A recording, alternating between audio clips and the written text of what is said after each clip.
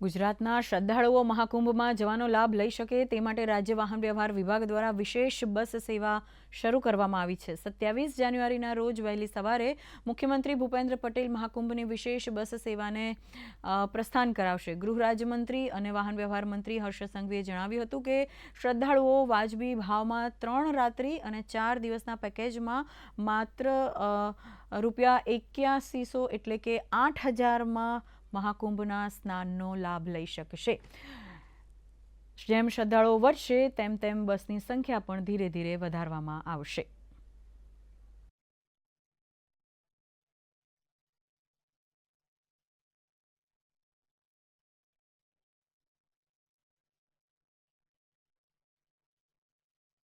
આ યાત્રામાં જોડાવા માંગે છે તે લોકોએ જે ખાસ ઓનલાઈન જે વ્યવસ્થા છે ટુરિઝમ ડિપાર્ટમેન્ટ અને જીએસઆરટીસીમાં પેકેજની, એમાં બધી જ વસ્તુઓ અને સૂચનાઓ આપવામાં આવી છે અને એ સૂચનાઓનું ખાસ કરીને ધ્યાન રાખીને જ એ ટિકિટ બુક કરાવવી। જે ટ્રાવેલિંગ ટાઈમ છે એ ટ્રાવેલિંગ ટાઈમ બી તમામ લોકો ધ્યાનમાં રાખીને બુકિંગ કરાવે અને બીજી બધી જ વ્યવસ્થાઓ ત્યાં ડોર્મિટરી જે ટુરિઝમની આપણી વ્યવસ્થા છે તેમાં તમામ લોકોને રહેવાની વ્યવસ્થા બી આ પેકેજની અંદર સામેલ કરવામાં આવી છે।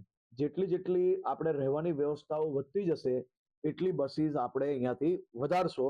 આ વ્યવસ્થાઓ રાજ્યના નાગરિકો માટે એકદમ ઓછા ભાવમાં પોતાની આસ્થા લોકો નિભાવી શકે અને પૂજા અર્ચના કરી શકે તે માટે સરકાર દ્વારા નિર્ણય લેવામાં આવ્યો છે।